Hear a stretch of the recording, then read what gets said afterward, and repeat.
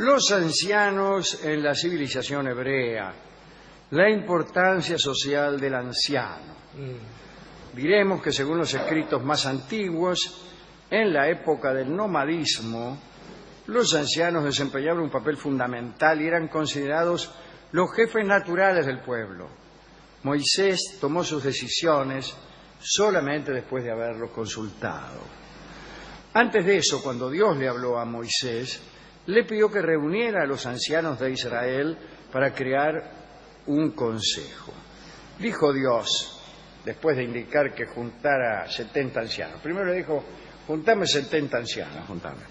Y después, tomaré parte del espíritu que hay en ti y lo pondré en ellos para que lleven contigo la carga del pueblo y no tengas que llevarla tú solo. Era una cosa un poco extraña la maniobra de la divinidad, pero bueno. Los ancianos fueron considerados como portadores del Espíritu Divino, investidos de una misión sagrada y considerados también como guías del pueblo. Sus poderes religiosos y judiciales fueron enormes. Cuando se celebraban los sacrificios reparadores por un pecado, ¿no?, cometido en la comunidad, eran ellos los que imponían las manos sobre el animal sacrificado. Si un hijo se rebelaba contra sus padres, los viejos, los ancianos, eran los que decidían la pena que le correspondía, que podía ser lapidación. Si un hombre acusaba a una mujer de no llegar virgen al matrimonio, también. Lo mismo si un hombre se negaba a casarse con su cuñada viuda. Muy bien hecho. Es así, es la obligación que prescribe la Torá. Algún día hablaremos del conflicto que hay incluso en el moderno Estado de Israel entre el laicismo y los religiosos. ¿No? El Estado laico no tuvo más remedio que adoptar algunos de los preceptos de la Torá para algunas cosas, por ejemplo, para el matrimonio. El matrimonio es religioso y entonces hay una cantidad de inconvenientes, entre ellos el de la obligación del hermano de casarse con la viuda del hermano fallecido, etcétera, etcétera. Bueno, no importa. Estamos con los viejos. Bien. Los viejos eran muy importantes, queda dicho, en cada ciudad el Consejo de Ancianos era todopoderoso. Durante el periodo de los reyes, en tiempos de David, de Salomón, etcétera, se consolidó el papel de los ancianos como consejeros. Los reyes se mostraban muy deferentes con los viejos, respetaban sus atribuciones. David les mandó una parte del botín arrebatado a los amalecitas y durante la guerra entre David y Saúl, cada uno intentó poner de su lado a los ancianos. Esa armonía entre reyes y ancianos continuó durante el gobierno de Salomón, quien los consultó acerca de asuntos importantes, tales como el traslado del arca al templo.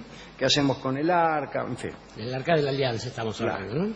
A partir del reinado de Roboam, después del año 935, antes de Cristo, aparecieron las primeras discrepancias.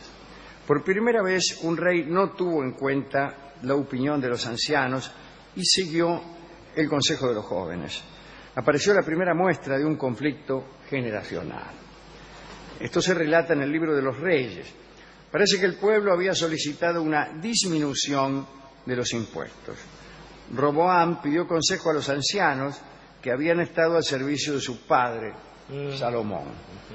Los ancianos sugirieron que hiciera lo que el pueblo pedía, que bajara los impuestos. Pero Roboam no estuvo de acuerdo. Pidió consejo a los jóvenes que recomendaron un aumento, diciéndole probablemente, Roboam, los que pagan impuestos son los que más dinero tienen en esta comunidad, no los que menos. Pero no sé si era así.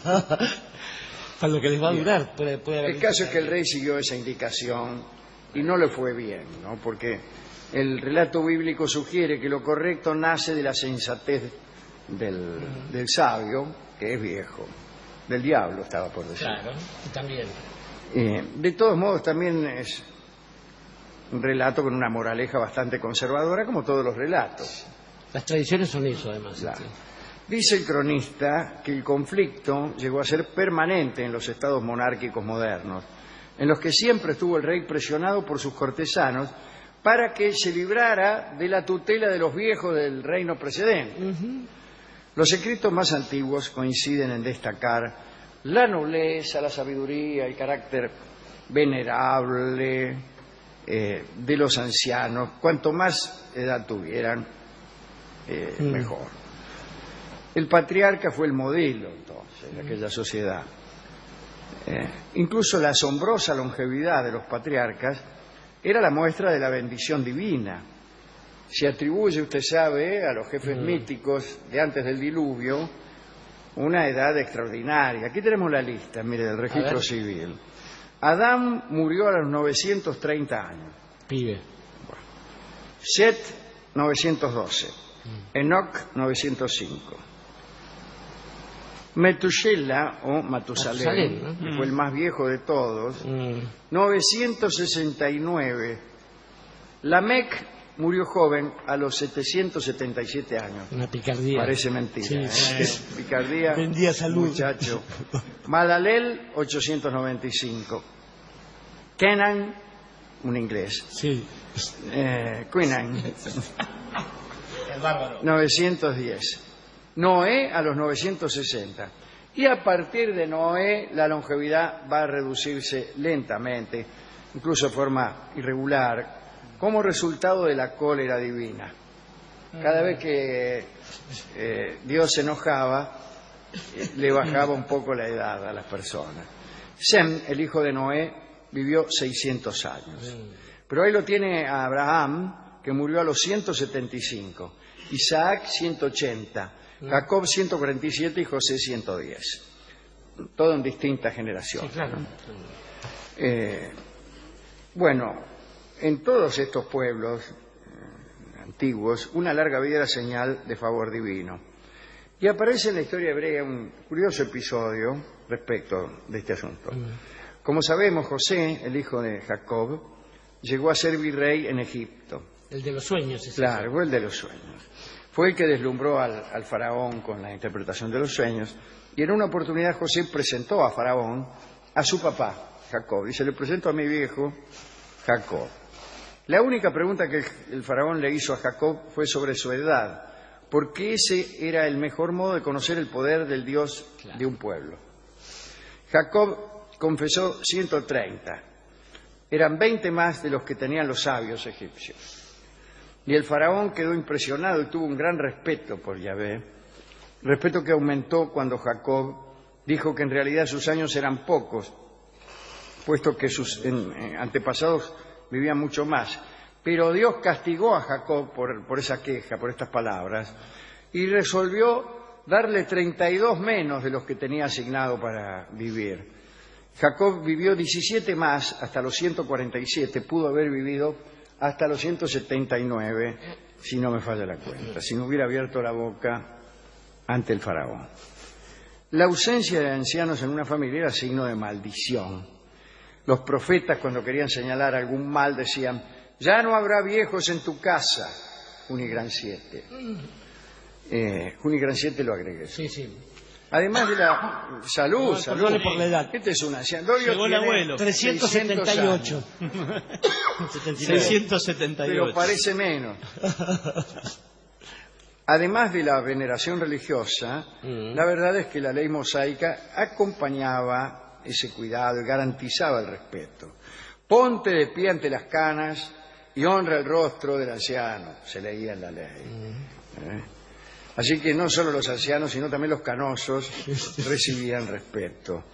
Estaba la bendición otorgada por el padre anciano, que era sagrada e irrevocable, y convertía al hijo bendecido en heredero. No vamos a contar la historia de Jacob y Esaú, que ya la contamos muchísimas veces.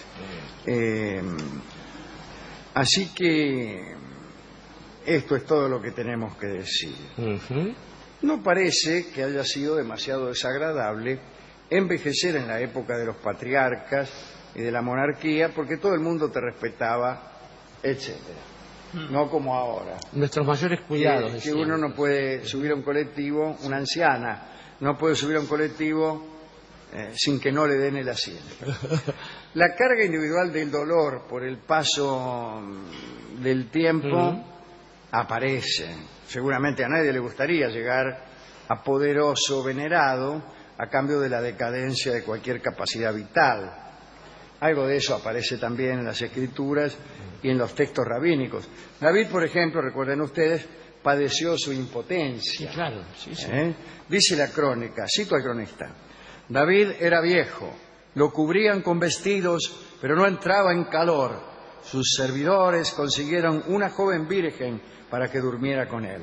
Y fue Abisag, la sunamita, que era hermosa, pero parece que no logró reanimar el vigor de David, lo cual lo afligió mucho. Claro. Y supo que ya no era apto para reinar, por no decir otra cosa.